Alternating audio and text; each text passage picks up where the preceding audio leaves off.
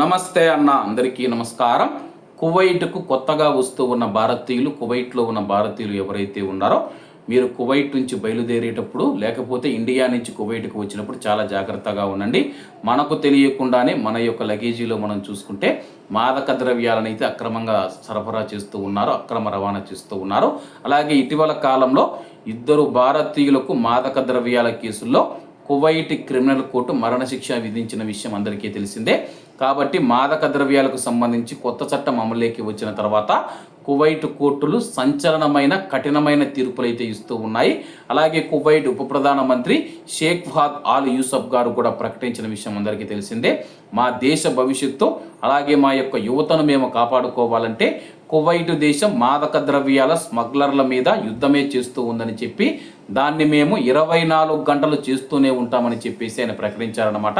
కాబట్టి కువైట్లో ఉన్న మన భారతీయులు, ముఖ్యంగా అకామా లేని వారు ఎవరైతే ఉన్నారో వాళ్ళను టార్గెట్ చేసుకొని ఈ యొక్క స్మగ్లర్లు ఎవరైతే ఉన్నారో, నీకు అకామా లేదు, ఇండియాకు వెళ్ళలేవు, అలాగే మాతో చేతులు కలిపితే కానీ రోజుకు 100 దినార్లు సంపాదించుకోవచ్చు, అలాగే 1000 దినార్లు 1,00,000 దినార్లు సంపాదించుకోవచ్చు అని చెప్పి ఆశ చూపుతూ ఉన్నారు.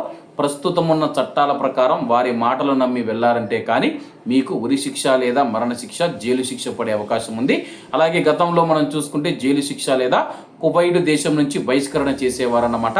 కొత్తగా వచ్చిన చట్టాల ప్రకారం నేర తీవ్రతను బట్టి, అలాగే మీరు సరఫరా చేస్తూ ఉన్న మాదక ద్రవ్యాల అక్రమ రవాణాను బట్టి మీకు ఉరి శిక్ష లేదా జైలు శిక్ష విధించే అవకాశం ఉంది.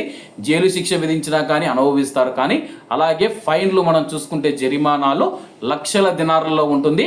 ఆ యొక్క లక్షల దినార్లు జరిమానా చెల్లించే స్తోమత మన దగ్గర ఉండదు. కాబట్టి ఎవరు ఈ యొక్క చెడు మార్గాలలో వెళ్ళి ఇబ్బందులు పడవద్దని చెప్పేసి మరొకసారి కోరుకుంటూ ఉన్నాను. ఎందుకంటే ఇటీవల కాలంలో మాదక ద్రవ్యాల అక్రమ రవాణా కేసులలో అరెస్ట్ అవుతూ ఉన్న ప్రవాసులలో భారతీయులు కూడా ఉన్నారు. కాబట్టి ఈ యొక్క విషయాన్ని తెలుపుతూ ఉన్నాను. కాబట్టి కువైట్లో ఉన్న భారతీయులందరూ చెడు మార్గాలలో ఎవరు వెళ్ళవద్దని కోరుకుంటూ అందరూ బాగుండాలి, అందులో మనం ఉండాలి. అందరికీ నమస్తే అన్న, జై హింద్.